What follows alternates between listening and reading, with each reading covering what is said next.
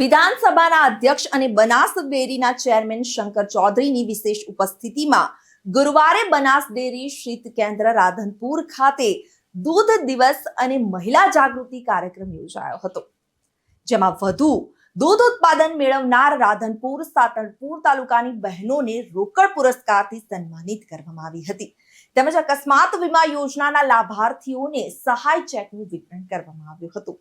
મહિલાઓ પગભર અને આત્મનિર્ભર બને એ હેતુથી બનાસ ડેરી અને GCMMFના સંયુક્ત ઉપક્રમે યોજાયેલા કાર્યક્રમમાં મોટી સંખ્યામાં પશુપાલક મહિલાઓ ઉપસ્થિત રહી હતી।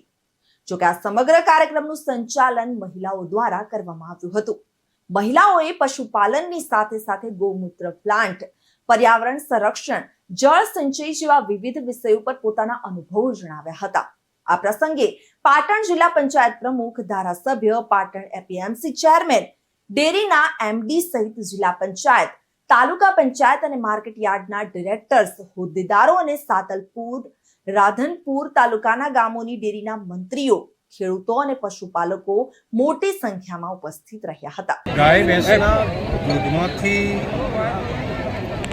વેલ્યુ એડિશન થવાનું અને દૂધમાંથી પશુપાલકોને આવક મળે એ શ્વેત ક્રાંતિ તો થઈ, પરંતુ ગાયના ઝરણમાંથી, ગૌમૂત્રમાંથી વેલ્યુ એડિશન થાય અને તેમાંથી પશુપાલકોને આવક મળતી થાય તેવી ભારતની પહેલું યુનિટ કોઓપરેટિવના માધ્યમથી રાધનપુરમાં કાર્યરત થઈ રહ્યું અને આવતા મહિનામાં તેનું લોકાર્પણ કરવામાં આવશે, જેથી કરીને જમીનની જીવંતતા સુધારવાનું કામ તેમજ ફર્ટિલાઇઝર તરીકેનો ઉપયોગ ઓછો કરીને જમીનને પુનઃજીવિત કરવાનું કામ મોટા પ્રમાણમાં થઈ શકશે।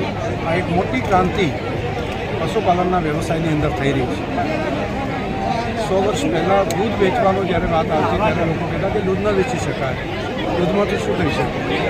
બસ આજે નવી ક્રાંતિ ગૌમૂત્ર માટેની થઈ રહી છે, માંસ કેર ઉપર થઈ રહી છે। 5 રૂપિયા પ્રતિ લીટર ગૌમૂત્રના આપીને અહીંથી કલેક્શન કરવાનું કામ, જેમ દૂધનું કામ ચાલે છે તે પ્રમાણે થશે। દૂધ આપતું ગાય બીજા બિયાણ વચ્ચે બંધ થઈ જાય છે તો પણ ગૌમૂત્ર આપવાનું તો કન્ટિન્યુ ચાલુ રહેશે। હવે ખેડૂતને રોજે રોજ એની આવક મળશે।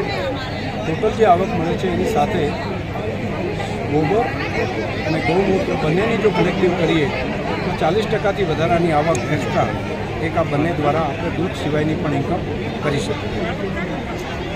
દૂધ દિવસ નિમિત્તે બહેનોનો ઉત્સાહ એ અદ્ભુત છે। નવી એક ક્રાંતિ જાણે સર્જાઈ હોય મહિલા જાગૃતતાનું એવું દેખાય છે। રિપોર્ટર ધર્મેન્દ્રસિંહ દરબાર સાથે ચક્રવાત ન્યૂઝ, પાટણ।